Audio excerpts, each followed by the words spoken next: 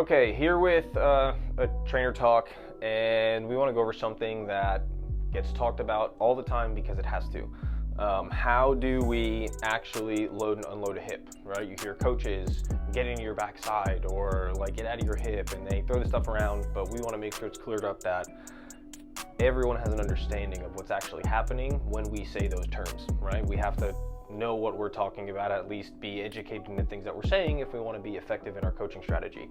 So every field sport athlete is going to go through some type of hip loading and unloading, but we're going to focus on our guys, right? Our rotational athletes.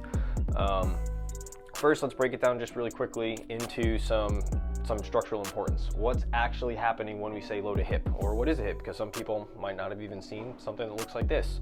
Super rough drawing. This is a front side of the body, right hip. So pelvis is there, femur is there, boom. That's where they stick together. So when we are loading a hip, so let's think for us baseball wise, that's the pitcher going through like a leg lift, getting into their back hip. That's a hitter going into their loading phase, right? Whenever basically that front foot's leaving the ground and we have to make a weight shift backwards. When we go through the initial weight shift back, right, into that hip, what's happening is the femur stays pretty still, okay? And then the pelvis here is going to turn around it, right? It's gonna rotate all the way around going this way. So this stays here and the pelvis moves around and we get relative IR, right? That means it's a position where the femur stayed still and then the pelvis moved around it, but the two got closer together, right? That's all that means. So loading means that the femur is gonna get deeper in the hip socket. When we go through that phase and we get toward when we're going to get to the unloading, okay, we have again a femur in a similar position when we start to make the weight shift forward. So since we get more movement at the pelvis rather than the femur, we have relative ER. Now we're going the other way, okay, and then the pelvis starts to open up and we get more space in between these two, right? That is this moment here.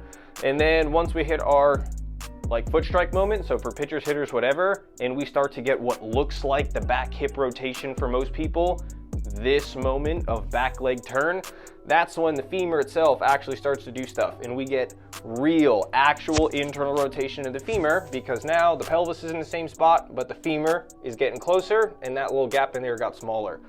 When we are understanding this movement, our force production, which everyone wants to talk about, right? The more efficiently you produce force, the stronger you're going to be, better exit velo, pitching velo.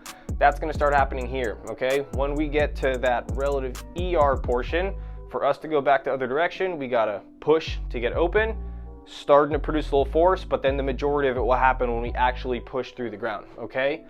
That's going to bring us into, like, how do we actually accomplish these things, right? How do we get into a hip? Getting in there, the ideal loaded position for us, and we throw an ideal, this should be roughly where you guys should get it. It doesn't have to be perfect, everybody moves in a different way. I like to see when we load a hip, we're getting a posterior or lateral weight shift, right, depending on our orientation there. I want to see a sternum lined up over the inside of the back knee, roughly lined up over the ankle, okay? So that position is going to ensure for us that when we get there, right, and we rotate back, the sternum being lined up over the back knee through that bottom ankle means we're gonna get counter rotation of the torso, right? We have to be able to stretch so we can have that like snap or turn moment whenever we go to hit or throw.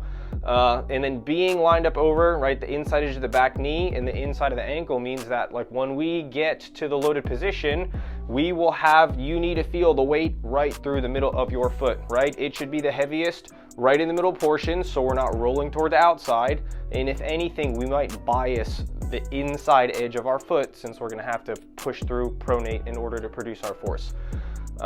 Right, so loading in the hip means we have to check those one on top of the other, feel your weight shift, weight over the middle of the foot, and then we gotta get out.